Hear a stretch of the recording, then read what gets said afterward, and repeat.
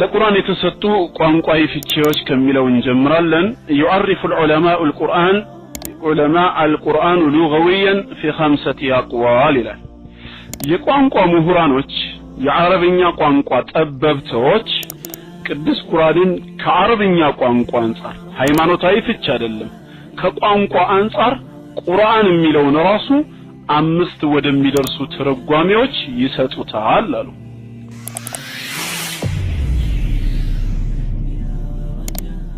እኛ መጽሐፉን ወደ አንተ በእውነት የተመላ ሲሆን በርግጥ አውርደነዋል ፈአቡዲላህ ሙኽሊሰን ለሁዲን ሃይማኖትን ለአላህ ያጠራህ ስትሆን እሱም ብቻ ተገዛው ይላል እነዚህ 3 የቁርአን አንቀጾች ነብዩ አለይሂ ሰላቱ ወሰለም ላይ መወረዱን ነው የሚገልጹት ቅዱስ ቁርአን ታዲያ በሳቸው ላይ መወረዱን ካወቅን ከተረዳን በሌሎች ሩሱሎችና ነቢያቶች ላይ የወረደው የአላህ ቃል ቁርአን ተብሎ ከመጠራት የተገለለ ይሆናል ማለት ነው በሌሎች ነቢያቶችም ላይ በመላእክቱ ጅብሪል አማካኝነት ወርዶላቸው ነበር ወህይ ተውራት ለሙሳ ወርዶለታል ኢንጂል ለኢሳ ተሰጥቶታል ዘቡር ለዳውድ ተሰጥቶታል እነዚህ መጽሐፍቶች ግን ቁርአን ተብለው አይጠሩም ለምን ቢባል ቁርአን ተብሎ የሚጠራው እሳቸው ላይ የወረደው ነው በሳቸው በነቢያችን አለይሂ ሰላቱ ወሰለም ላይ የወረደው ተብሎ ስለተነገረን እሳቸው ላይ ያልወረደ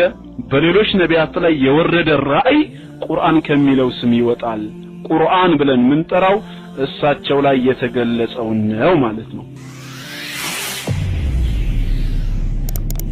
القرآن متعبد بتلاوته ይላል ቅዱስ ቁርአን ማለት ፊደላቱን በማንበብ ብቻ ዒባዳ የሚፈጸምበት መለኮታዊ መጽሐፍ ነው አይ አነ ሙጀረድ تلاوته عبادة ፊደሉን ማንበብ ብቻ ዒባዳ ነው ፊደሉን ማንበብ ብቻ ዒባዳ ነው ያምልኮ ዘርፍ ነው ولا تجوز الصلاة بغير القرآن صلاتም ያለ ቁርአን አይበቃም ሊሆንም አይችልም ትርሚዚ በዘገቡት የሐዲስ ሰንሰለት ላይ ነቢያችን አለይሂ ሰላቱ ወሰለም ምናሉ ማን ቀረአ ሐርፈን ሚን ኪታቢላህ ፈለሁ ሐሰነቱን አሉ ከአላህ መጽሐፍ ላይ አንድ ፊደል ያነበበ ሰው አንድ ፊደል አ ባ ታ በማለት አንድ ፊደል ብቻ የሚያነብሰው ፈለሁ ሐሰነቱን ምን ዳለው አሉ ሐሰና ወይም አጅር አለው والحسنة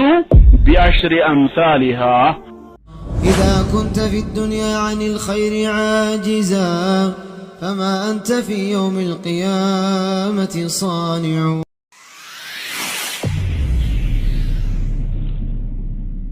خير أعوذ بالله السميع العليم من الشيطان الرجيم بسم الله الرحمن الرحيم الحمد لله رب العالمين الصلاة والسلام على رسول الله صلى الله عليه وسلم ስለ ቅዱስ ቁርአን ያው ስንነጋገር ቅድሚያ التعريف بالقرآن الكريم ቅዱስ ቁርአን ማለት ምን ማለት ነው ቁርአን የሚለው ራሱ ቋንቋዊ ፍቺው ሃይማኖታዊ ፍቺው ምን ይመስላል ነው التعريف اللغوي للقرآن ለቅዱስ ቁርአን የተሰጠ ቋንቋዊ ፍቺ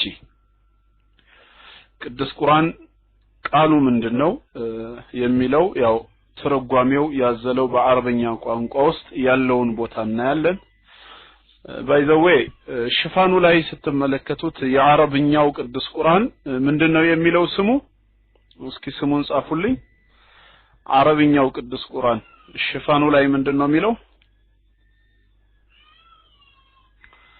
ከበሩ ላይ ምን ተጽፎ ታገኛላችሁ እሺ ከአይሻ መቃሚ አልቁርአኑል ሐኪም ፌቱካ ቁርአን ከሪም መዳቻ አልቁርአኑል ከሪም ሽፋክቶርድ ቅዱስ ቁርአን አለው ማሻአላ ቅዱስ የሚል በአረብኛም ቋንቋ መጣ ደግሞ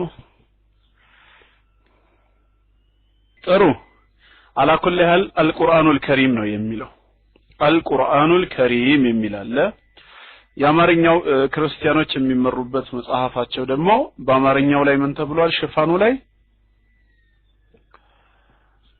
መጽሐፍ ቅዱስ ተብሎ ተጽፏል እንደው ከሱን ጀምርና መጽሐፍ ቅዱስ የሚለው ስም መጽሐፍ ቅዱስ ውስጥ የለም መጽሐፍ ቅዱስ የሚለው ስም ራሱ መጽሐፍ ቅዱስ ውስጥ የተጻፈ ስም አይደለም ያው በጥቅሉ ለመጽሐፉ ይዘት የተሰጠው ስያሜ ነው ውስጡ ያለው ሐሳብ በእግዚአብሔር መንፈስ መሪነት ተጽፏል ብለው ክርስቲያኖች ስለሚያምኑ አጠቃላይ የተቀደሰ ሐሳብ ስለሆነ ምን ተብሎ ተጠቅሷል መጽሐፍ ቅዱስ ብለውታል ውስጡ ግን መጽሐፍ ቅዱስ የሚል የለም አልቁርአኑል ከሪም የሚለውስ ውስጡ አለ ወይ ነው አሁን ጥያቄያችን በቁርአን ውስጥ አልቁርአኑል ከሪም የሚል አለ ተጠቅሷል ይሄ ነገር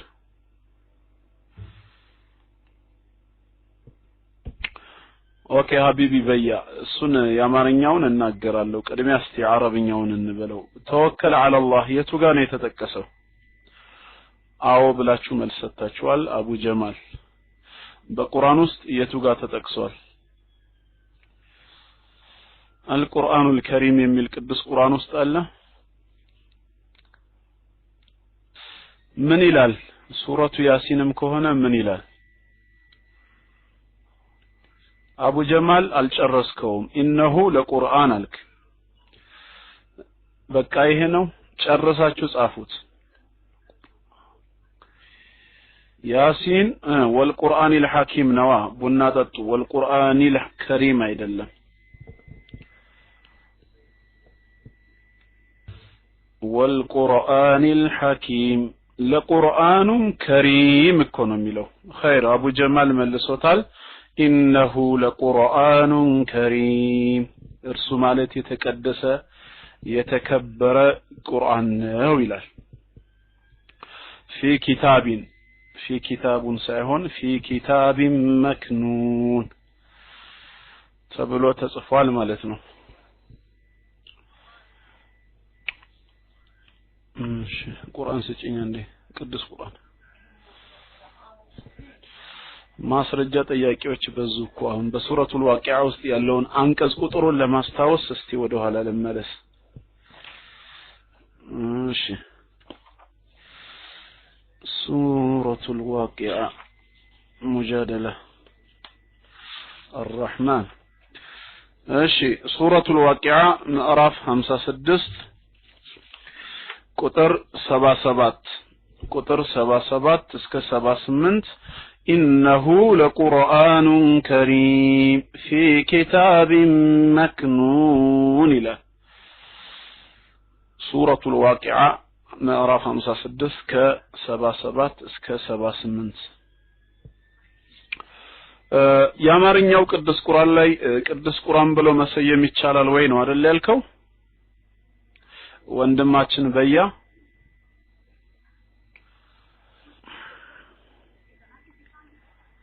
አለ ይኸውልህ ሀቢቢ በያ የቅዱስ ቁርአን ተርጓሚዎች ለትርጉማቸው የሰጡት ስያሜ አይደለም ቅዱስ ቁርአን የሚለው በቅዱስ ቁርአን ውስጥ ያሉ የአረብኛ ቃላቶችን ወደ አማርኛ እንደተረጎሙት ሁላ ሽፋኑም ላይ ቅዱስ ቁርአን ሲሉ ለትርጉማቸው የሰጡት ስያሜ ሳይሆን ቁርአኑ ከቨር ላይ አልቁርአኑል ከሪም ተብሎ የተጻፈውን ነው ራሱን ነው እንጂ በአማርኛ የጻፉት የኛ ትርጉም ከስተት የጸዳ ቅዱስ ነው ብለው ያንን ትርጉማቸውን ይዘቱን ቅዱስ በሚል ቋንቋ ገልጸውት አይደለም ተረዳህ ወንድሜ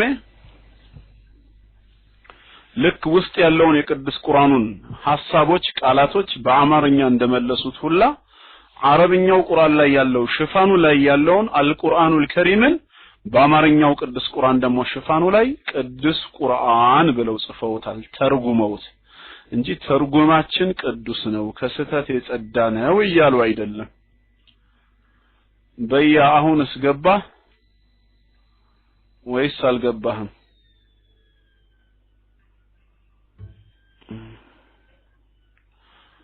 ኦኬ የበያ ጽሁፍ አይታየኝም እስካሁን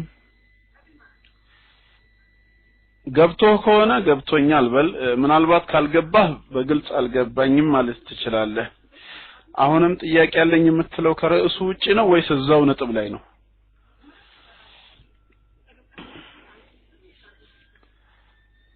እሺ ታዲያ ጠይቃ ማይክ መያዝ መቼም ትፈራላችሁ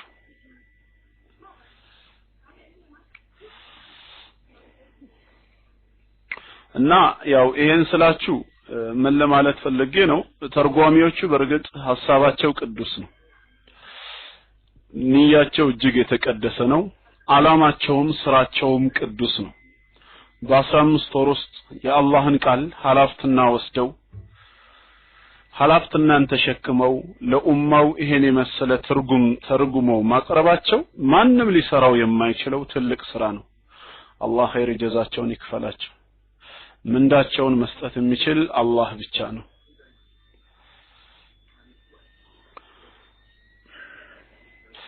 ትርጉሙ ከስህተት ያልጸዳ ከሆነ እንዴት ትከተሉታላችሁ ነው ያልከው አመሰግኑት እንዴት ትከተሉታላችሁ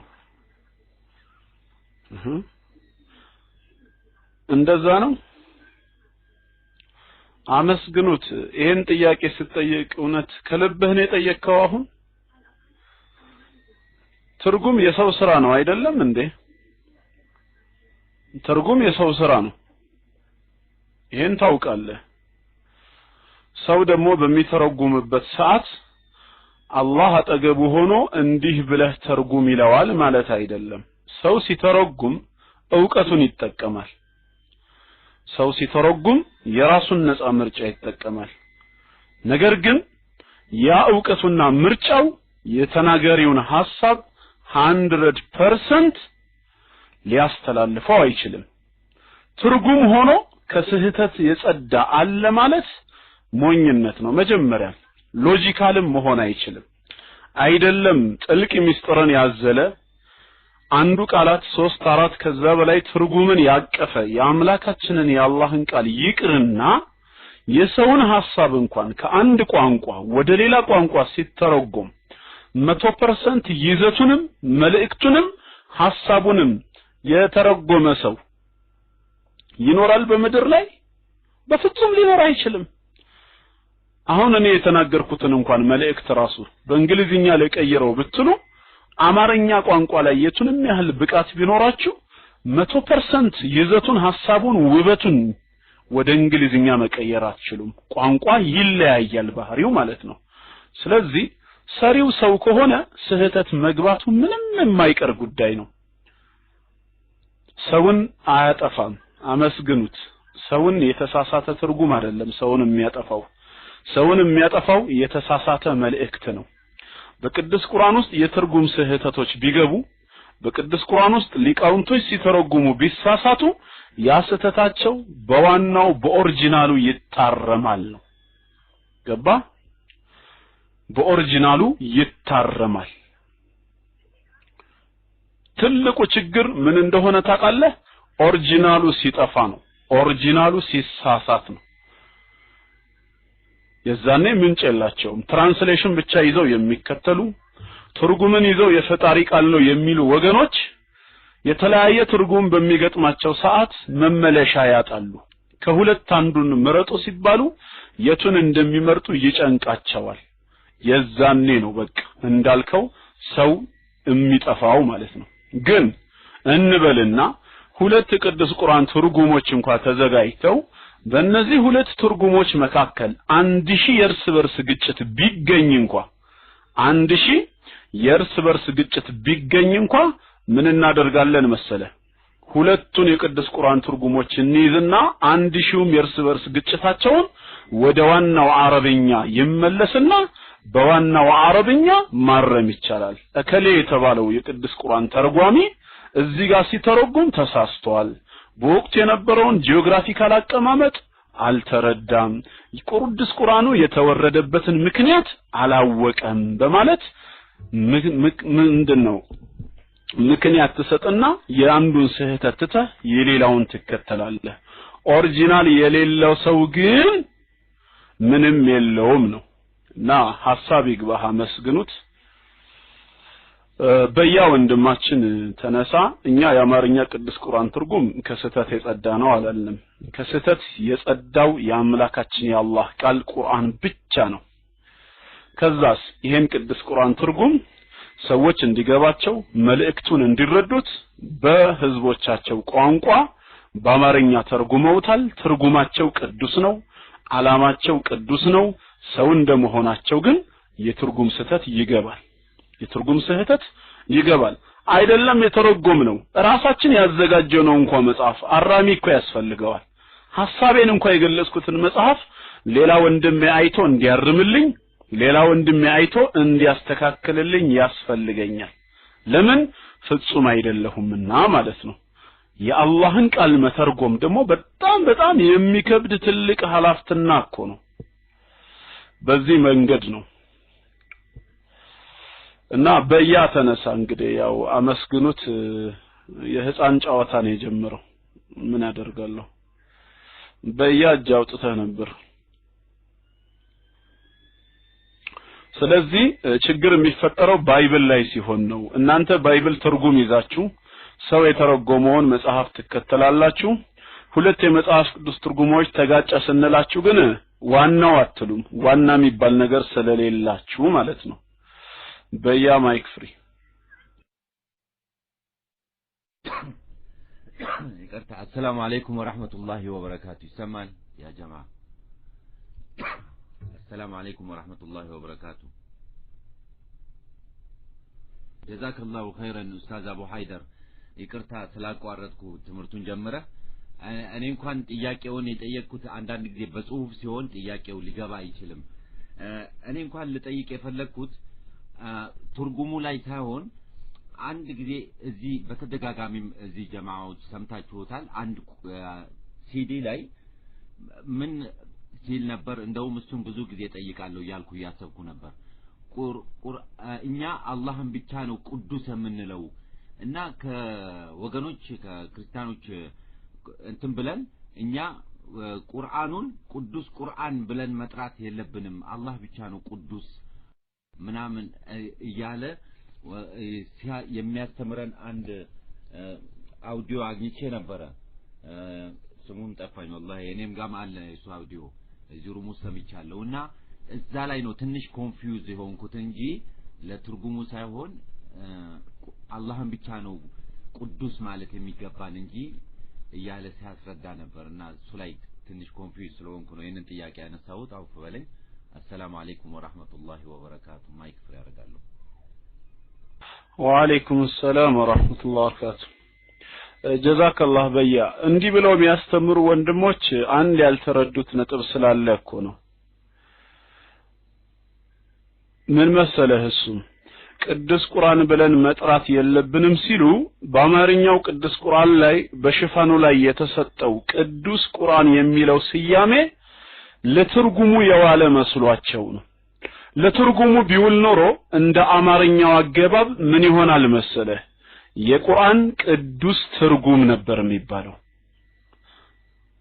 እንደገለሰቡ ይሄ በማይክ ላይ ሰማሁት እንዳልከው ሰው ሐሳብ ቢሆን ኖሮ የቁርአን ቅዱስ ትርጉም ይባል ነበር ለቅዱስ አሁን ለትርጉሙ ነው ቅዱስና የተሰጠው ነው ነገር ግን ቅዱስ ቁርአን ሲባል ራሱ አረብኛው ላይ ያለው እሱን ነው የሚገልጸው ነው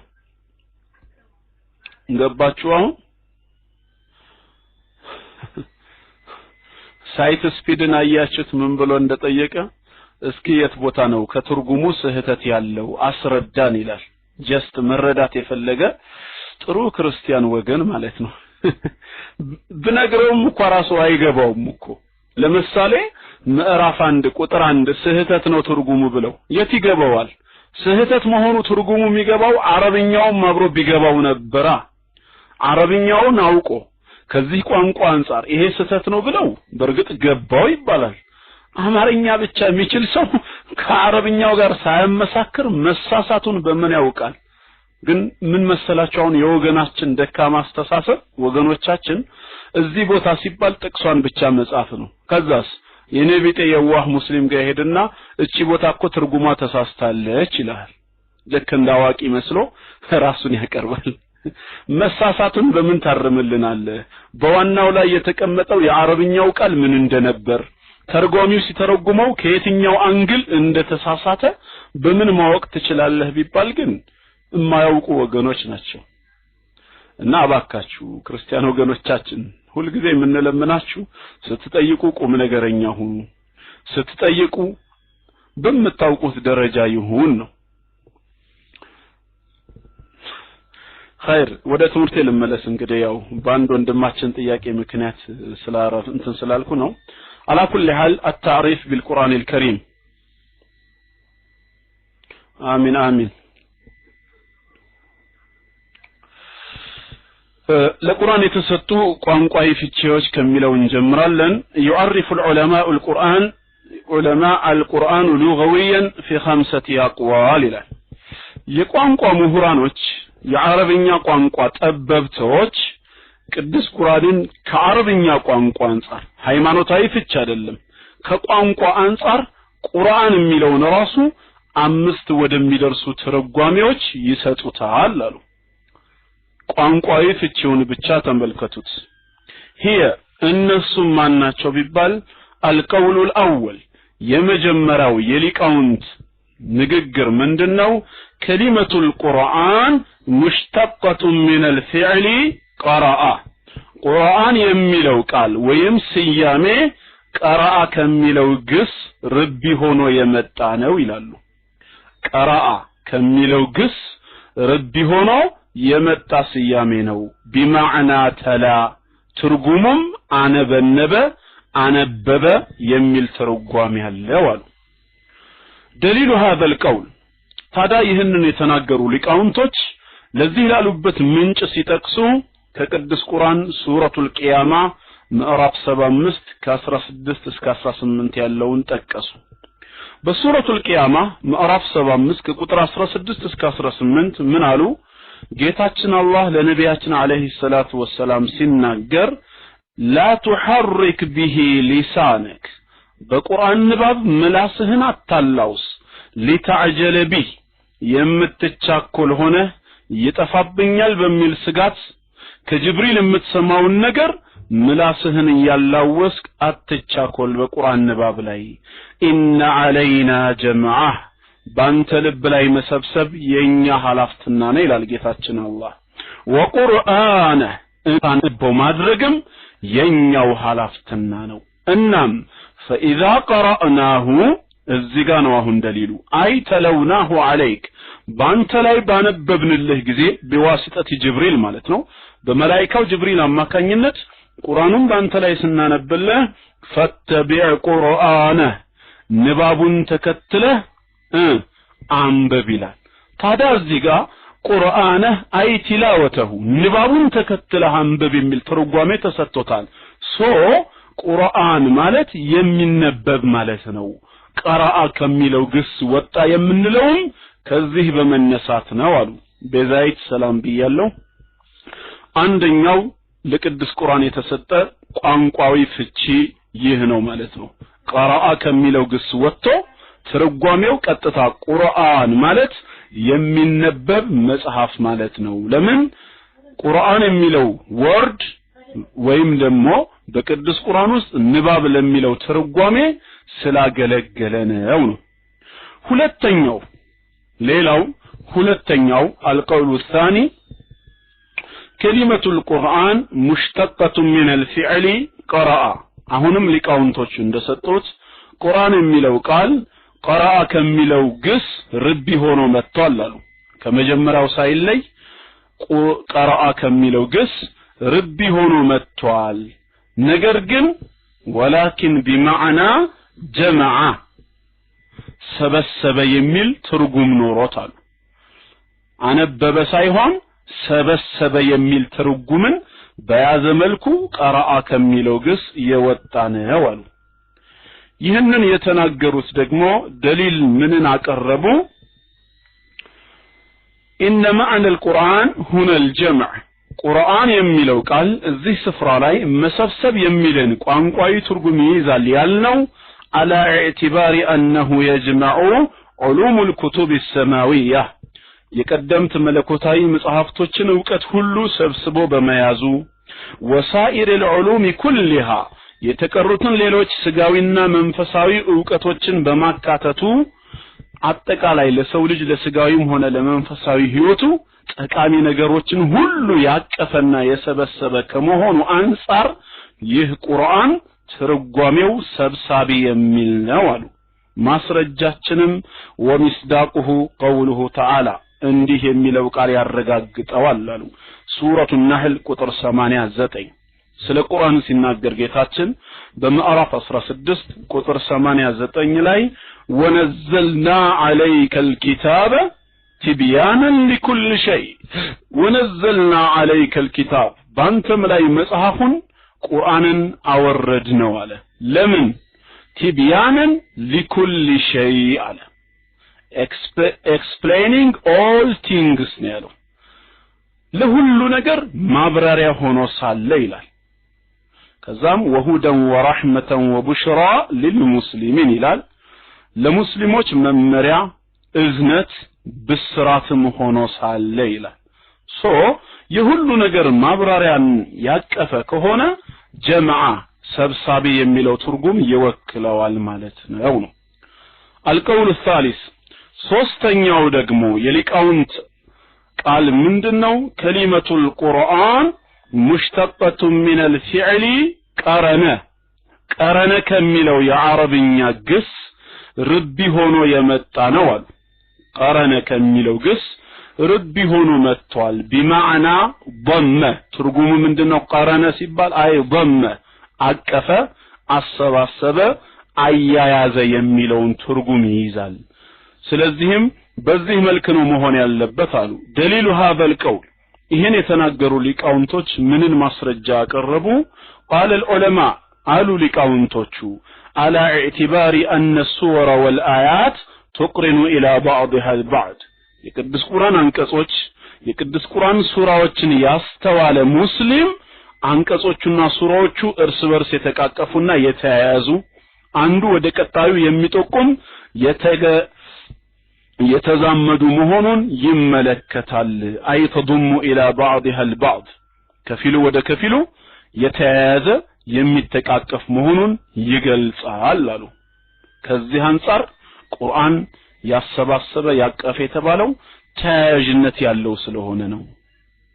ተያያዥነት ያለው ሐሳብ ስለሆነ አንዱን ከሌላው አንቀጹና ሱራው ምዕራፉ ማያያዙ ቁርአንን በርግጥ የሚያሰባስብ የሚያቅ የሚጠቁም የሚል ተርጓሜ ይሰጣዋል ብለዋል። በተለይ እነዚህ ሶስቱ ቤዚክ የሆኑ ለቅዱስ ቁርአን የተሰጡ ቋንቋዊ ፍቺ ናቸው። ኢን ጀነራል አሁን ሶስቱንም ጠቅልለን በአንድ ነጥብ ውስጥ መክተት እንችላለን። አሁን ቁርአን ማለት በአረብኛ ቋንቋ ውስጥ ምን ትርጉም አለው ቢባል የሚነበብ ሁሉንም ዕውቀቶች የሰበሰበ አንቀጾቹንና ምዕራፎችን አያይዞ የያዘ መጽሐፍ ማለት ነው። ይነበባል፣ ዕውቀቱን ሁሉ ሰብስቧል። እንደዚሁም ደግሞ ሱራዎቹና አንቀጾቹ እርስ በርስ ሳይላተሙ የተቃቀፉ አንዱ ወደ ሌላው ወደ ቀጣዩ የሚጠቁም የሚያመላክት ተያያዥ ሐሳብን የያዘ ነው ማለት ነው። ይሄ ነው ቋንቋዊ ፍቺው። ተስማምተናል ያ ጀማዓ?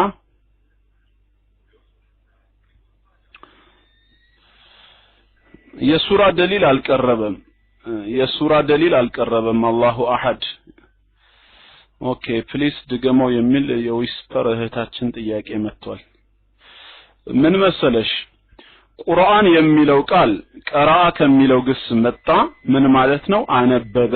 ድጋሚ ቀራአ ከሚለው ግስ ነው የመጣው፣ ግን ጀማዓ ሰበሰበ። ወይንም ደግሞ ቀረነ ከሚለው ግስ ርቢ ሆኖ የመጣ ስያሜ ነው፣ ግን ضመ አቀፈ፣ አያያዘ። ሶስቱንም ትርጉሞች ወስደን ለቅዱስ ቁርአን ስንሰጠው ቁርአን ማለት በቋንቋ ደረጃ ያለው ትርጉም ምንድነው?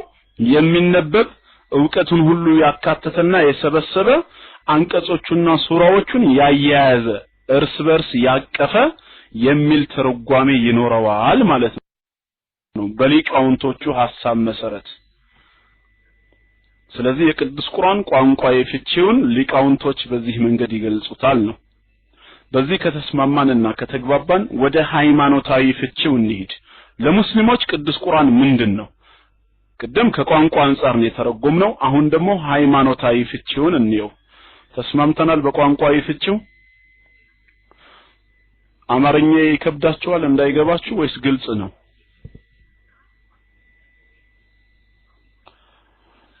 خير قلت كهنا وده هيمانة في النهد يعرف العلماء القرآن الكريم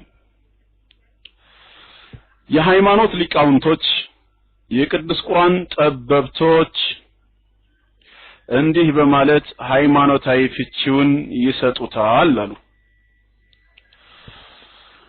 ቁርአን ማለት بأنه كلام الله العربي الموحى به المنزل على الرسول عليه الصلاة والسلام المنقول بالتواتر المتعبد بتلاوته المعجز المتحدى به وبأقصر سورة منه قرآن مالت كلام الله لغنا سيجمرو يا الله نغغر ويم قدوس قال نو كلام عربي بعربኛ ቋንቋ የተነገረ ፍትህ ነው الموحى به በመላእክው ጅብሪል አማካኝነት የተወረደ ወህይ ነው المنزل على الرسول عليه الصلاه والسلام በነብዩ عليه الصلاه والسلام ላይም ደግሞ የተወረደ ነው المتعبد بتلاوته ፊደላቶቹን በማንበብ ኢባዳ የሚፈጸምበት መጽሐፍ ነው አልሙዕጂዙ ሰውና ጅን ቢተባበር አምሳያውን ሊያመጣ የማይችል ዘላለማዊ ተአምር ነው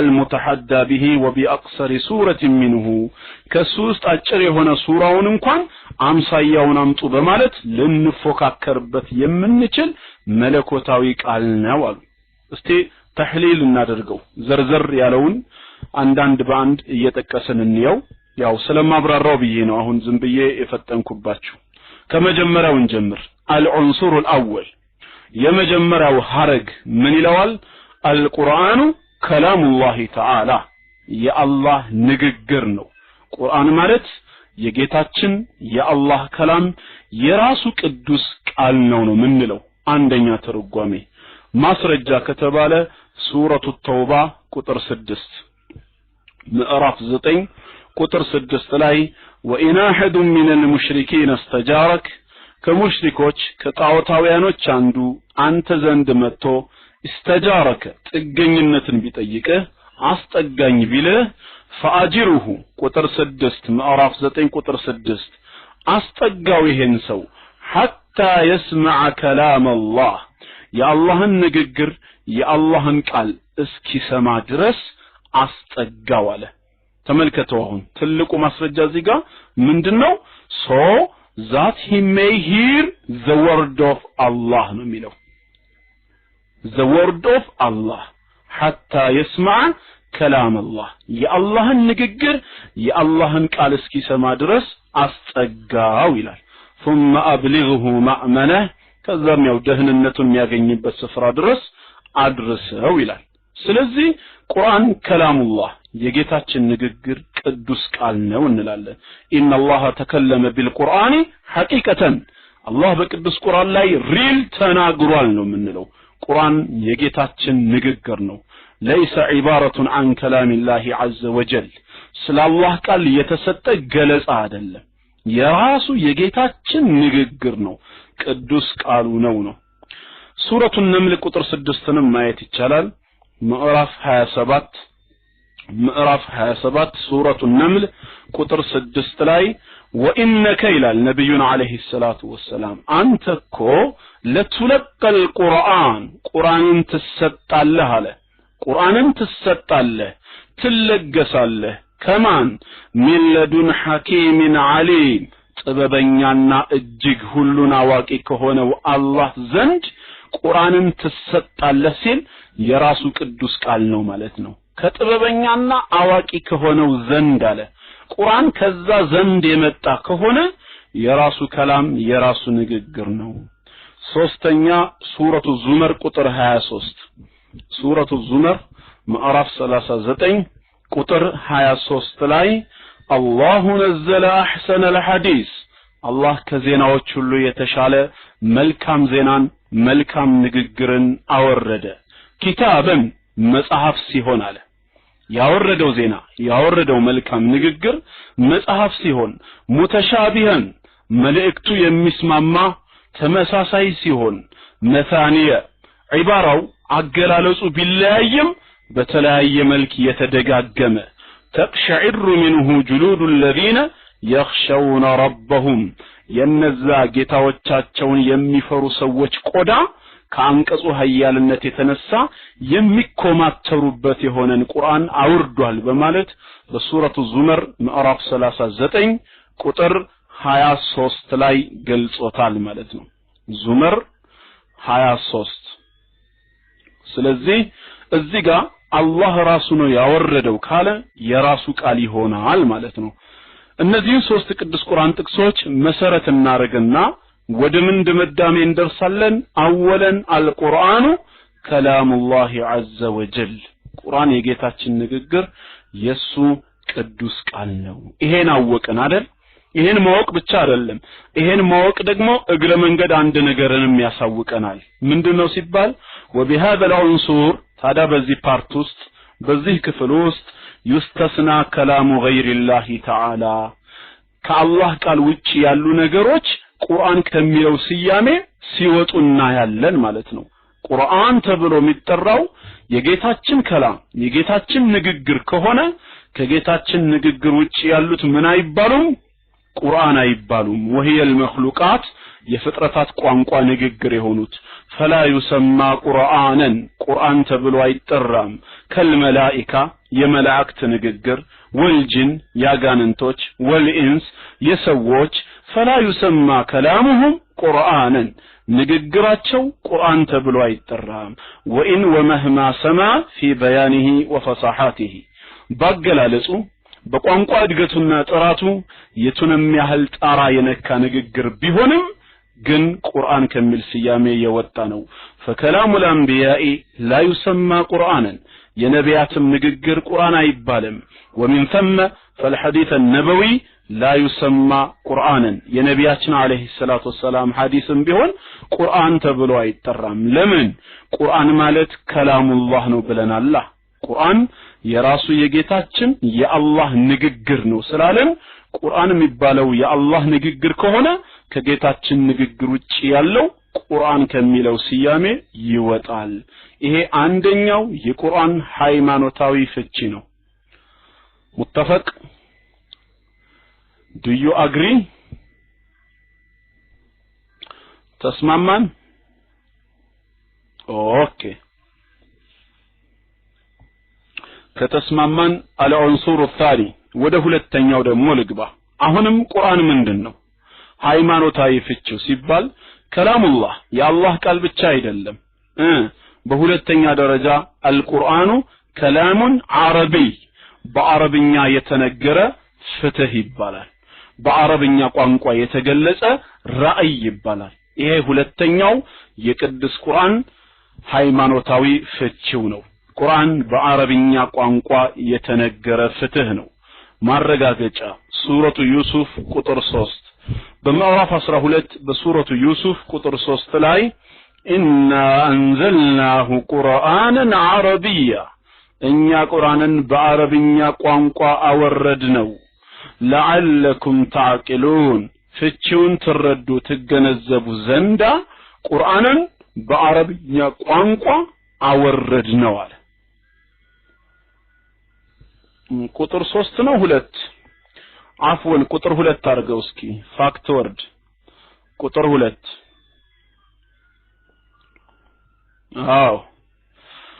we have sent it down as an Arabic Quran ነው የሚለው in order that you may learn wisdom ቁርአንን ታውቁት ትረዱት ዘንድ አሚን اللهم አሚን ጀጀ ሐምድ ወኢያኪ በአረብኛ ቋንቋ አወረድነው አለ። ተጨማሪ ሱረቱ ፉሲለት ቁጥር 3 41ኛው ሱራ ምዕራፍ 41 ሱረቱ ፉሲለት ቁጥር 3 ላይ ኪታቡን ፉሲለት አያቱ ቁርአን ማለት አንቀጾቹ የተበራሩ የሆነ መጽሐፍ ነው። ቁርአንን አረቢያ በአረብኛ ቋንቋ የተገለጸም ቁርአን ነው። ሊቀውሚ ያዕለሙን ፍቺውን ለሚያውቁ ለሚረዱ ህዝቦች ይላል። ስለዚህ እዚህ ጋም ቁርአን አረብኛ መሆኑን ይገልጽልናል። ሶስተኛ ሱረቱ ዙኽሩፍ ቁጥር 3 ምዕራፍ 43 ሱረቱ ዙኽሩፍ ቁጥር 3 ላይ ጌታችን እንዲህ ይላል ኢና ጀዐልናሁ ቁርአንን አረቢያ እኛ ቁርአንን በአረብኛ ቋንቋ አደረግነው ለዓለኩም ተዓቂሉን ፍቺውን ታውቁ ትረዱ ዘንዳ ይላል። በእነዚህ ሶስት የቅዱስ ቁርአን መረጃዎች ደግሞ ምን ላይ መድረስ እንችላለን? ቁርአን የጌታችን ቃልም ብቻ ሳይሆን የወረደውና የተገለጸውም በአረብኛ ቋንቋ ነው። በአረብኛ ቋንቋ መሆኑን እናምናለን። ይሄ ሁለተኛው ነው። ይህንንስ ማወቅ እንደገና ተጨማሪ ምን ዕውቀት ይሰጠናል ሲባል ወይስተስና بهذا العنصر ተመልከቱ። አሁን በዚህ ክፍል ውስጥ ደግሞ ማን ተነጥሎ ይወጣል? ኩሉ ተርጀመት للقرآن ለቅዱስ ቁርአን የተሰጡ ትርጓሜዎች ሁሉ ቁርአን ከሚለው ስያሜ ይወጣሉ ማለት ነው። فترجمة القرآن إلى لغات أخرى ቅዱስ ቁርአንን ወደ ሌላ ቋንቋ መልእክቱንም ይሁን ቃላቶቹን መተርጎም لا تسمى قرآنا ትርጉሙን ቁርአን ብሎ አያሰይመውም። ትርጉሙን ቁርአን ብሎ አያሰይመውም። ومن ثم لا يجوز التعبد بها ስለዚህም በማንበብ ዒባዳ መፈጸምም አይቻልም በትርጉም ولا يجوز قراءتها في الصلاة ሶላት ላይ ማንበብም መቅራትም ትርጓሜዎችን አይበቃም። وانما هي ምክንያቱም እሷ ምንድነች? ተርጀመቱን ተፍሲር የቅዱስ ቁርአን ማብራሪያ ወይ ትርጉም ነች። አው ተርጀመቱን لمعاني القرآن ወይ ለቅዱስ ቁርአን መልእክት የተሰጠ ትርጓሜ እንጂ ቁርአን አይደለም። ለምን ከተባለ ቁርአን የሚባለው በአረብኛ የወረደው ነው ብለን ሶስት መረጃ እንደናሙና አይተናል። በአረብኛ የተገለጸው ከሆነ ቁርአን የሚባለው ለዚህ አረብኛ ቋንቋ የተሰጡ ትርጓሜዎች ሁሉ ትርጉም ከመሆን አይዘሉም ነው፣ ቁርአን አይባሉም። ስለዚህ ቅድም ስንነጋገርበት የነበረው በሀገራችን ቋንቋ የተዘጋጀው የአማርኛው ቅዱስ ቁርአን ትርጓሜ ቁርአን ሳይሆን ምንድነው ማለት ነው? የቅዱስ ቁርአን ትርጉም ነው ማለት ነው። እሱ ቁርአን አይደለም ግን የቅዱስ ቁርአን ትርጉም ነው ማለት ነው። ቁርአን ይዘሃል ወይ ስትባል አሁን የትኛውን ነው ቁርአን የምትለው? አረብኛውን ዋናውን የጌታችን ቃል ማለት ነው። ይሄ የቅዱስ ቁርአን ትርጉም ነው። በዚህ ተስማማን? ተግባብተናል? በዚህ ኢንሻአላህ አግሪድ አፖን ነው ሙተፈቁን ዐለይ። ወደ ሶስተኛው እንግባ። ሶስተኛው ሌላው ለቅዱስ ቁርአን የተሰጠው ሃይማኖታዊ ፍቺው ደግሞ ቁርአን ምንድነው ሲባል አልቁርአኑ ሙሃቢ ቁርአን ማለት በመላእክቱ ጅብሪል አለይሂ ሰላም አማካይነት የወረደ ወህይ ነው ብለን እናምናለን። وذلك بواسطة جبريل عليه السلام በመላእክቱ ጅብሪል አማካኝነት የወረደ ወህይ ነው ብለን እናምናለን ነው። ነህሚያ አረብኛ የማያውቅ ስቲ ምን ማለት ነው? አረብኛ የማያውቅ ማለት ሁለት ትርጉም አለው። አንድ ንባቡን የማያውቅ ሰው አለ ግን ይናገራል። ለምሳሌ እዚህ ሀገራችን ክርስቲያን ሴቶች አሉ አረብ ሀገር ሰራተኛ ሆነው ብዙ አመት ይኖሩና ይመጣሉ ሙሽ ያበዛሉ ታክሲ ውስጥ ሲገቡ ማለት ነው። ከላም ሱቅ ስለለመዱ ንግግሩን ይችሉታል ግን የአረብኛ ጋዜጣ በሰጣቸው ግን ሶስት መስመር ማንበብ አይችሉም። አሁን ቅዱስ ንባቡን የማይችሉ አሉ ግን ንግግሩን ይችላሉ። በተቃራኒው ደግሞ ወደ ሀገር ቤት ስንገባ ንባቡን በደንብ የተማሩና የሚያውቁ አሉ። ንግግር ግን አይችሉም፣ አልተለማመዱማ። ወይ ቤታቸው ቻናሎች ኖረው አረብኛ ቻናልን ከፍተው አልለመዱትም መናገር። ስለዚህ ከመጀመሪያው እንጀምርና ቅዱስ ንባቡን ለማይችሉት የቃል ንግግርን በመልመድ ማምለክ ይችላሉ። ለምሳሌ እህታችን አሁን አንቺ በቅርብ ጊዜ አላህ ወደ እውነት ጎዳና የመራሽ እህታችን ነሽ። አረብኛ ቋንቋ ምናልባት ያው አላህ ፈቅዶልሽ ዕውቀቱን እስኪያሰፋልሽ በሮች እስኪከፍትልሽ ድረስ የግልሽን ጥረት እያረግሽ ነው። ሰላት ስትሰግጂ በአምልኮ ቦታ ላይ የምትናገራቸውን መናገር ትችያለሽ፣ ማንበብ አትችይም።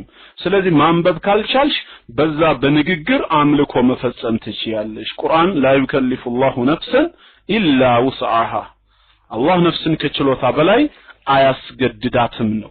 አያስገድድም ያው እዚህ ቦታ ላይ ሊቃውንቶቹ ሊሰጡ የፈለጉት ጥቅላዊ የሆነ መርህ ነው አንዳንድ ጊዜ ፕራዮሪቲ በሆነ መልኩ ፐርሰናል ኬዝ በሚገጥም ሰዓት እንዴት ሊፈጸም ይችላል ደሞ ለሚለው ያው ራሱን የቻለ እስላማዊ ህግ አለው ግን ኢን ጀነራል ሙስሊሞች ቁርአን ብለን የምንጠራው በአምልኮ ሰዓት ልንጠቀምበት የሚገባው የትኛው እንደሆነ ለመግለጽ ስለገባ ነውና ብዙ ነገር አለ እና አው ከላመል ፉስሐን ካልተማሩት በስተቀር ይከብዳል ለመናገር በአብዛኛው ቻናሎች ይሄ ከላም ሱቆይ ዳሪጂ የሚባለው አይነት ስለሆነ የሚጠቀሙት እኛ ራሳችን ግራ ይገባናል hatta ወደ የመን አካባቢ ሲናገሩ ረቡና ያኡል ይላሉ የቁል የሚለውን ቃ አይናገርም ኦ ይላሉ ወደ ምስር ወደ ግብጽና ሌላ ቦታ ስትሄዱ ደግሞ ጂም ወደ ገ ተቀየራ ገ ይሆናል ጀዛከላህ የሚለው ገዛከላህ አላህ ይግዚክ የጅዚክ የሚለውን የግዚክ ወደ ገ ይቀየራል ላንጉዌጅ አንዳንድ ጊዜ የሚፈጥረው ነገር አለ አላ ኩል ሐል ያው ለለ የፈለኩት ምንድነው ቅዱስ ቁርአን ማለት በመላእክቱ ጅብሪል አማካኝነት የወረደ ወህይ ነው ብለንም በሶስተኛ ደረጃ እናምናለን እንዳንረሳ ቁርአንን በመላእክቱ ጅብሪል አማካኝነት የወረደ ወህይ መሆኑን እናምናለን الذي اختصه الله تعالى من دون الملائكة بإنزال الكتب السماوية كلها كملائكة مكاكل ملكوتاي መጽሐፍቶችን ከጌታችን ተቀብሎ በነቢያት ላይ ለማውረድ የተመረጠ ቅዱስ መልአክ ነው የአላህ ሰላምና እዝነት በሱ ላይ ይሁን ومنها القرآن ከነዚህ ቅዱሳን መጽሐፍት መካከል ቅዱስ ቁርአን ይገኝበታል قال تعالى الله እንዲህ ይላል የቁርአንን ወህይነት ሲገልጽ ቁርአን መለኮታዊ ራእይ ወይም ወህይ መሆኑን ሱረቱ ነጅም ቁጥር 4 ላይ ገልጾታል ወኢያኪ አልኡኽት ነህሚያ ሱረቱ ነጅም ምዕራፍ 53 ቁጥር 4 ላይ ምን ይላል ኢን ሁወ ኢላ ወህዩን ዩሃ ይህ ንግግሩ የሚወረድለት ራእይ እንጂ ሌላ አይደለም it is not less than inspiration sent down to him inspiration ነው የሚለው ወህይ ነው ከአላህ ዘንድ የሚተላለፍለት ወህይ ነው እንጂ ሌላ ምን አይደለም ታዲያ ይሄ ወህይ የሆነው ቅዱስ ቁርአን በማን በኩል መጣ ሲባል በመላእክቱ ጅብሪል ነው ምንለው ለዚህም ማረጋገጫችን ሱረቱ ሹዓራ ምዕራፍ 29 ቁጥር 192 እስከ 193 ሱረቱ ሹዓራ ምዕራፍ 26 ቁጥር 192 እስከ 193 وانه لتنزيل رب العالمين ይህ ቁርአን ከዓለማቱ ጌታ ከአላህ የተወረደ ነው نزل به الروح الامين ታማኙ መንፈስ ጅብሪል ይዞት ወረደ ይላል ታማኙ መንፈስ ጅብሪል ይዞት ወረደ ይሄ ወህይ የሆነውን ከአላህ ዘንድ ተቀብሎ በእሳቸው ላይ ያወረደው መላእክቱ ጅብሪል እንደሆነ ይገልጸዋል ማለት ነው ስለዚህም በጅብሪል በኩል የወረደ ወህይ ነው እንላለን እሺ በእነዚህ ማስረጃዎች መሰረት ደግሞ ማለት ነው በጅብሪል በኩል የወረደ ወህይ መሆኑን ካመንን ምን ተጠቀምን ምን የሚያስጨብጠንስ ሌላ ዕውቀት አለ ሲባል ويستثنى بهذا العنصر በዚህ ክፍል ውስጥ ደግሞ ማን ተነጥሎ ይወጣል መሰላችሁ كل ما أوحي به إلى الرسول عليه الصلاة والسلام ያለ መላእክቱ ጅብሪል አማካኝነት ወደ ነብያችን ሰለላሁ ዐለይሂ ወሰለም ሲተላለፉ የነበሩ ወህዮች ቁርአን ከሚለው ስያሜ ይወጣሉ ለምሳሌ الرؤيا في المنام ተኝተው የሚያዩት ህልም ነበር አይደል መላእክቱ ጅብሪል መጥቶ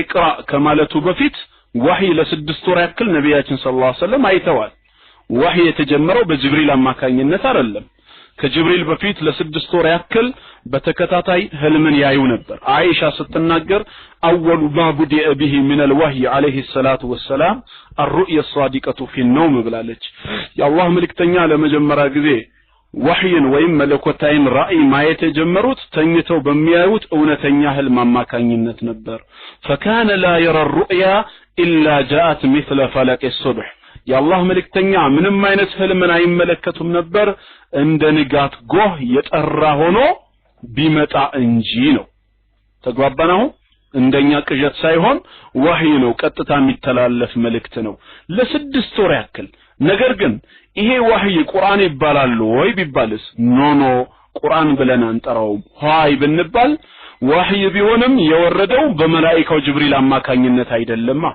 በህልማቸው ጌታቸው ይገልጽላቸው የነበረ ነው እኛ ሙስሊሞች ቁርአን ብለን የምንጠራው በመላእክቱ ጅብሪል በኩል የተላለፈው ነው ተግባባን አሁን ስለዚህ ቅዱስ ቁርአን ምንድነው ብንባል አሁን ሶስት ነጥቦችን መያዝ እንችላለን አንድ ከላሙላህ የአላህ ንግግር ነው ሁለት ከላሙን አረቢ በአረብኛ ቋንቋ የተገለጸ ፍትህ ነው ሶስት አልሙሃቢህ በመላእክቱ ጅብሪል አማካኝነት የወረደ ወህይ ነው ብለን ስለ ቅዱስ ቁርአን ይዘናል አልዑንሱር الرابع አራተኛው ደግሞ ፓርት ምንድነው ሌላው አራተኛው ለቅዱስ ቁርአን የተሰጠ ሃይማኖታዊ ፍቺው ምንድነው አልቁርአኑ ሙነዘሉን ዐለ الرسول عليه الصلاه والسلام በነብያችን عليه الصلاه والسلام ላይም ወርዷል ነው ወህይ ብቻ ሳይሆን የወረደውም እሳቸው ላይ ነው ብለን ነው ምናምነው የተወረደው የተገለጸው በእሳቸው ላይ ብቻ ነው ሱረቱል ካፍ ቁጥር 1 ላይ ጌታችን ተናግሯል በምዕራፍ 18 ሱረቱል ካፍ ቁጥር 1 ላይ አልহামዱሊላሂ الذي انزل على عبده الكتاب ምስጋና ለአላህ ይገባው ለዚያ በባሪያው ላይ መጽሐፍን ያወረደ ለሆነው ወለም يجعل له عوجا በውስጡ ምንም አይነት መጣመም የርስ በርስ መምታታትን ያላደረገበት ሲሆን ቁርአንን በባሪያው ላይ ላወረደ ጌታ ምስጋና ይገባው አለ በእሳቸው ላይ ወርዷል ማለት ነው ሱረቱል ፉርቃን ቁጥር 1 ላይ ሐሳቡ ተገልጿል በምዕራፍ 25 ሱረቱል ፉርቃን ቁጥር 1 ላይ تبارك الذي نزل الفرقان على عبده ክብሩ ከፍ አለ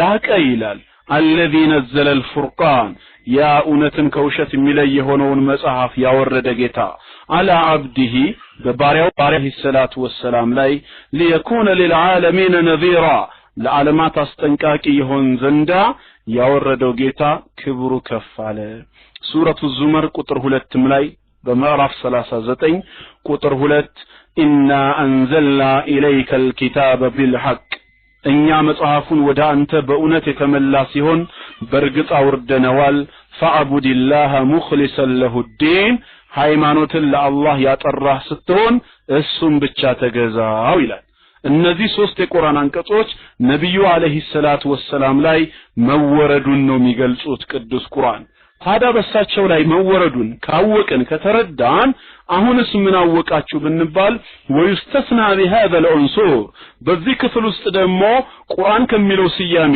ማን ተነጥሎ ይወጣል ቢባል አንድ كلام الله الذي نزل على الأنبياء والرسل الآخرين በሌሎች ሩሱሎችና ነቢያቶች ላይ የወረደው የአላህ ቃል ቁርአን ተብሎ ከመጠራት የተገለለ ይሆናል ማለት ነው በሌሎች ነቢያቶችም ላይ በመላእክቱ ጅብሪል አማካኝነት ወርዶላቸው ነበር ወህይ ተውራት ለሙሳ ወርዶለታል እንጂል ለኢሳ ተሰጥቶታል ዘቡር ለዳውድ ተሰጥቶታል እነዚህ መጽሐፍቶች ግን ቁርአን ተብለው አይጠሩም ለምን ቢባል ቁርአን ተብሎ የሚጠራው እሳቸው ላይ የወረደው ነው በእሳቸው በነቢያችን አለይሂ ሰላቱ ወሰለም ላይ የወረደው ተብሎ ስለተነገረን እሳቸው ላይ ያልወረደ በሌሎች ነቢያት ላይ የወረደ ራእይ ቁርአን ከሚለው ስም ይወጣል ቁርአን ብለን ምንጠራው እሳቸው ላይ የተገለጸው ነው ማለት ነው ይሄ አራተኛው ለቅዱስ ቁርአን የሚሰጥ ሃይማኖታዊ ፍቺ ነው ተስማማን በዚህ ከተስማማን ወደ አምስተኛው ገባለሁ አልዑንሱሩል ኻሚስ አምስተኛው ክፍል ሌላው አምስተኛው ለቅዱስ ቁርአን የተሰጠው ሃይማኖታዊ ፍቺ አልቁርአኑ ሙተዓበዱን ቢቲላወቲሂ ይላል ቅዱስ ቁርአን ማለት ፊደላቱን በማንበብ ብቻ ዒባዳ የሚፈጸምበት መለኮታዊ መጽሐፍ ነው አይ አነ ሙጀረደ ቲላወተሁ ዒባደቱን ፊደሉን ማንበብ ብቻ ዒባዳ ነው ፊደሉን ማንበብ ብቻ ዒባዳ ነው ያምልኮ ዘርፍ ነው ولا تجوز الصلاة بغير القرآن ሰላትም ያለ ቁርአን አይበቃም ሊሆንም አይችልም فقال عليه الصلاة والسلام فيما رواه الترمذي إمام الترمذي بزجبوت حديث سنسلت لاي نبياتنا عليه الصلاة والسلام منارو من قرأ حرفا من كتاب الله فله حسنة نالو كالله مصحف لاي عند فيدل ينبب سو عند فيدل با تا بمالت عند فيدل بتشا يميانب سو فله حسنة من دالو አሉ ሐሰና ወይም አጅር አለው ወልሐሰነቱ ቢአሽሪ አምሳሊሃ ሐሰና ደግሞ በ10 እጥፍ ነው መነሻው አሉ ብዙ ጊዜ ዳዕዋ ሲደረግ አንዳንድ ጊዜ ሳናውቀው የመላስ ወለምታ እንደሚባለው ስተት ይፈጠራል ያ ጀማዓ ለኸይር ነገር እንቻኮል ባካችሁ እኛ እኮ አንድ የምንሰራው ነገር አላህ ዘንድ 10 እጥፍ ሆኖ ነው የምናገኘው ተብሎ ነው አይደል የሚነገረው 10 እጥፍ እኮ ያ ጀማዓ መነሻ እንጂ መድረሻ አይደለም በ10 ተባስቶ ይሰጣል ማለት የመልካም ስራ ዋጋው መነሻው ዝቅተኛው ሚኒመም ፕራይስ ማለት ነው እንጂ ማክሲመም ማለት አይደለም መነሻው 10 ነው ከዛስ እስከ 700 ብለዋል ነብያችን አለይሂ ሰላቱ ወሰለም ከእንደ ሰውየው ንያ ደግሞ ከ700ም በላይ ተብሎ ነው የተገለጸው 10 የሐሰና የምንዳ መነሻ እንጂ መድረሻ አይደለም ገብቷችኋል 10 አጅር ይገኛል ተብሎ ሲገለጽ 10 ማክሲመም አድርጎ ነው ሰው የሚወስደው ሩም እየተሰማ ነው ግን ንግግሬ ወይስ ተቋርጧል ኦኬ ከተሰማችሁ እንግዲህ ያው አሁን ያልኳችሁን ተረዳችሁኝ አይደል እና እዚህ ጋር የተባለው እንግዲህ ንባቡ ብቻ ነው ሰውየው የቅዱስ ቁርአን ትርጓሜን አወቀ አላወቀ ቅዱስ ንባቡ ብቻ የሚያስገኘው አጅር ነው የሚያነበውማ ትርጉሙን አውቆ ነፍስያውን ያናገርማ ከሆነ እሱን አላህ ይወቀው አልተገለጸም ነብዩ ያሉት መን ቀራአ ነው ያሉት መን ተደበረ አላሉም ማዕናውን ያስተነተነ ትርጉሙን በጥልቅ የተመለከተ ሳይሆን ያሉት መን ቀራአ ሐርፈን አንድ ፊደል ያነበበ ነው ያሉት ንባብ ብቻው የሚያስገኘው አጅር ታዲያ ረመዳን ሲመጣ ሙስሊሙ በጠቅላላ ቅዱስ ቁርአን ለማንበብ የሚቻኮለው ለምንድነው ንባቡ ብቻ የሚያሰጠው አጅር አለ ነው መልእክቱንማ ማወቅ ዋና ዓላማችንም ነው ሰነፎች መሆን የለብንም ግን ቅዱስ ንባቡ ብቻ ምን ያህል አጅር እንደሚያሰጥዩ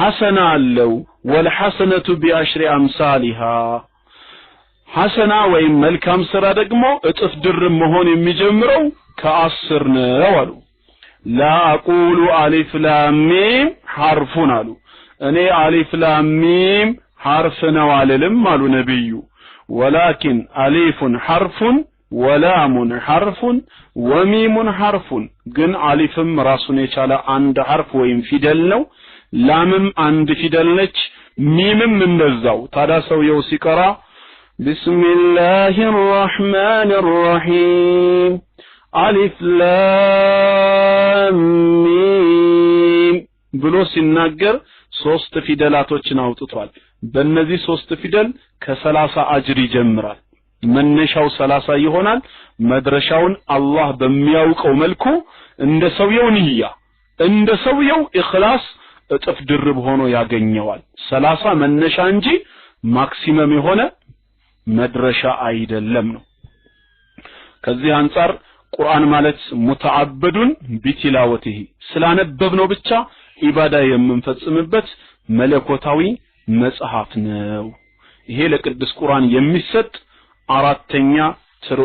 አምስተኛ ትርጓሜ ነው ማለት ነው ወይስተስና بهذا العنصر ታዲያ በዚህ ክፍል ውስጥ አሁንም ማን ቁርአን ከሚለው ስያሜ ይወጣል ሲባል አንድ الأحاديث القدسية حديث القدسي ተብሎ የሚጠራው لأنها ولو أنها كلام الله የጌታችን ቃል ተብላ ብትሰየምም ነገር ግን إلا أنه لا يتعبد بتلاوتها فدلاتهم بمنبب عبادة يفتمم وكذلك الحديث النبوي የነብያችን ሰለላሁ ዐለይሂ ወሰለም ሐዲስም እንደዚሁ ቁርአን ከሚለው ስያሜ ይወጣል ሐዲስን ፊደላቱን በማንበብ አይደለም ኢባዳ መፈጸም የሚቻለው በሐዲስ ውስጥ ያሉ ትእዛዛቶችን ለሰዎች በማስተማር ወይ ራሳችን በመተግበር ስራ ላይ በማዋል ነው አጅር የሚገኘው። ቁርአን ግን ስራ ላይ መዋሉ ራሱን የቻለ የኢባዳ ዘርፍ ሆኖ እያለ ንባቡ ብቻ ኢባዳ መሆን ይችላል ነው። ቅዱስ ንባቡ ብቻ። ተግባባን? እንደው አንዳንድ ጊዜ ንያችንን አስተካክለን በአንድ ድንጋይ ሁለት ወፍ ይላሉ አይደለ? አላህ አጅር እንዲሰጠን ሰላት ውስጥ ስንገባ ፋቲሃን የሰላት አካል አድርገንም ቆጥረን በቀራነውም ፋቲሃ አላህ አጅርን በየፊደላቶቹ እንዲሰጠን አስበን ነይተን ብንገባስ? ኢማጂን እስኪ አጅሩን በቀን 17 ጊዜ በፈርድ ሰላት ወቅት ብቻ ነው ፋቲሃ የሚቀራው። በፈርድ ወቅት ብቻ ሱና አይደለም።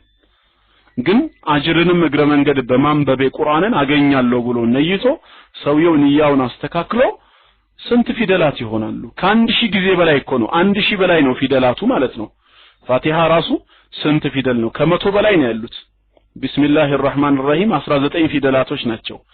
አንድ ላይ እስከ ወለባሊን እስኪባል ያለው ከመቶ በላይ ይበዛል። ከዛስ 17 በቀን ሲሆን 1700 ይሆናል። በመቶ እንኳን ብታስቡት 1700 ፊደል ማንበብ አንዱ ብቻ 10 ሐሰና ተብሏል። መነሻው 1700 ሲባዛ በ10 17000 መነሻው 17000 ሐሰና ማግኘት ይቻላል።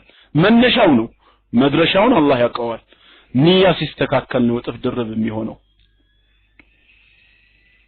ስለዚህ ይሄ እንኳን ከተነየተ የአጅር ወይም ደግሞ ሀብታም የመሆኛ መንገዶች እጅግ ብዙ ናቸው።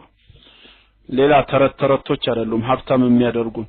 ከተማ ላይ ሲወጣ መጽሐፍ ተደርድሮ ያለው አማርኛ መጽሐፍ እንደለመደብኝ ለማንበብ ጎንበስ ብዬ ሳይ ሀብታም ለመሆን የሚረዱ 100 መንገዶች ብሎ አንዱ መጽሐፍ አሳትሟል።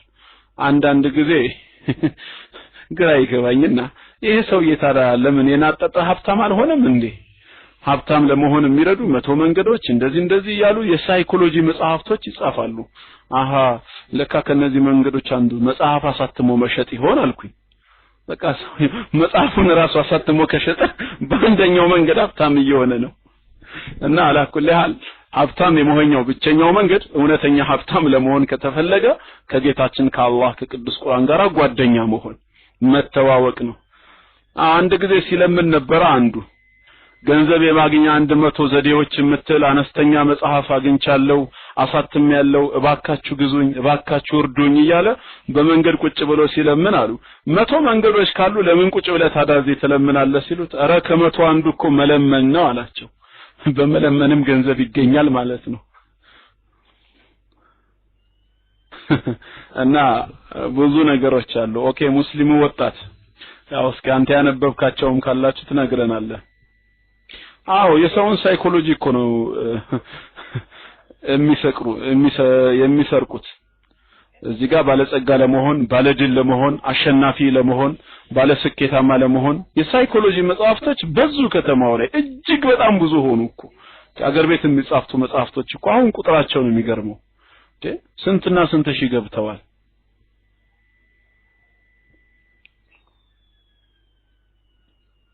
ኦኬ አልዑንሱር السادس ስድስተኛው የቅዱስ ቁርአን ሃይማኖታዊ ፍቺው ምንድነው ብንባል አልቁርአኑ ሙዕጂዙን ቁርአን የነቢያችን አለይሂ ሰላቱ ወሰላም ዘላለማዊ ሙዕጂዛ ነው። ሙዕጂዛ ማለት ሰዎች አምሳያውን ለማምጣት ለመፎካከር የማይችሉት አቅሙ የሚያንሳቸው የሚያዳክማቸው መለኮታዊ ተአምር ማለት ነው።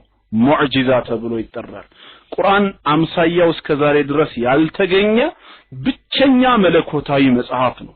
እንደሌላ መጽሐፍቶች ካመንክ ምን ካላመንክ ይፈረድብሃል ወይንም ከዚህ መጽሐፍ ብትጨምር ወይ ብትቀንስ እንዲህ ትሆናለህ ሳይሆን በቁርአን ከተጠራጠርክ አምሳያውን ጽፈህ አምጣ ነው። በቃ በሩን የከፈተ ብቸኛ መጽሐፍ ነው።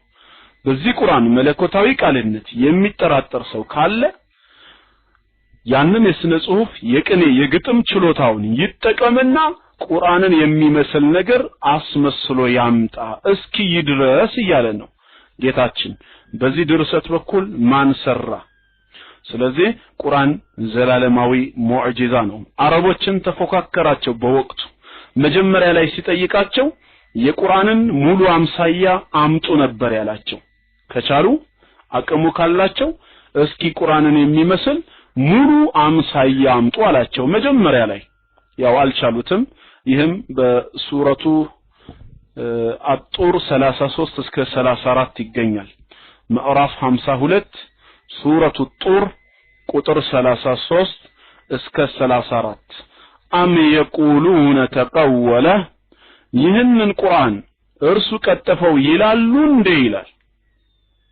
ይህንን ቁርአን እርሱ ቀጠፈው ይላሉ ወይ? እየሰማችሁ ነው? ቁርአን ነቢያችን አለይሂ ሰላቱ ወሰላም የቀጠፉት አድርገው ያስባሉ ወይ? በላ ዩእሚኑን ይላል። በእውነቱ እነሱ አማኞች ስላልሆኑ ነው። አማኞች ስላልሆኑ ነው።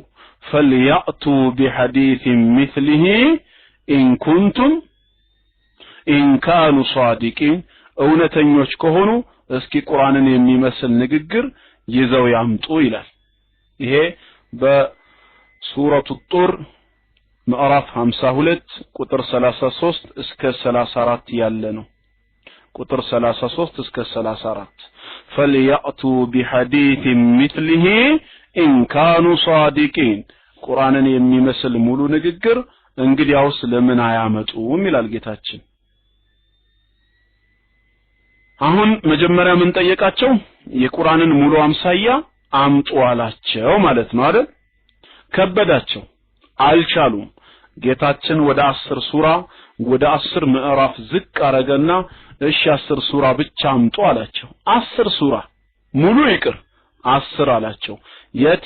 ሱረቱ ሁድ ምዕራፍ 11 ቁጥር 13 ላይ በሱረቱ ሁድ በምዕራፍ 11 ቁጥር 13 ላይ አም የቁሉነ ፍተራ ይህንን ቁርአን እርሱ ቀጠፈው ይላሉ እንዴ ይላል ጌታችን አላህ። ይህንን እርሱ የቀጠፈው ነው ይላሉ። ቁል እንግዲያውስ በላቸው ይላል ጌታችን፣ በላቸው ፈአቱ ቢአሽሪ ሱወር ሚስሊሂ ሙፍተራያት ቁርአንን የሚመስል የተቀጣጠፉ 10 ሱራዎችን አምጡ ይላል። ሱረቱ ሁድ ምዕራፍ 11 ቁጥር 13 ላይ ቁርአንን የሚመስል 10 የተቀጣጠፉ ሱራዎችን አምጡ በሏቸው። ያው እኔም ፔስት ላድርግላችሁ አንዳንዴ አቡ ያስሚንን ላግዘው። 10 የተቀጣጠፉ ሱራዎችን አምጡ። ወድዑ መን ኢስተጣዕቱም ሚን ዱንላህ ከአላህም ሌላ የተቻላችሁትን ረዳት ሁሉ ጥሩ። ኢን ኩንቱም ሷዲቂን ለዚህ አባባላችሁ እውነተኞች ከሆናችሁ የቻላችሁትን ረዳት ጥሩ፣ ተባበሩና 10 ሱራ አምጡ አለ። አሁን 10 ብሎ ደግሞ ዝቅ አረገ። ከበዳቸው። ሲከብዳቸው ለመጨረሻ ጊዜ ጌታችን ስንት ጠየቃቸው? 1 ሱራ ብቻ አምጡ፣ በቃ ይቅር ይሄም አላቸው። እሺ 1 ሱራ አምጡና በዚህ 1 ሱራ ደግሞ እስቲ ቁርአንን የሚመስል ንግግር ይዛችሁ ኑ ተባሉ። የት ይገኛል ይሄ? ሱረቱ ዩኑስ ምዕራፍ 10 ቁጥር 38 ምዕራፍ 10 ቁጥር 38 ላይ አረብኛው አይነበብም፣ እንግሊዝኛው ግን ይነበባል አይደል? ኩንግ አረብኛ የማታነቡት ያው ኮምፒውተራችሁ ስላልሰለመ ነው የማያሳያችሁ። እንግሊዝኛውን ያው ያሳያችኋል እና አስልሙት።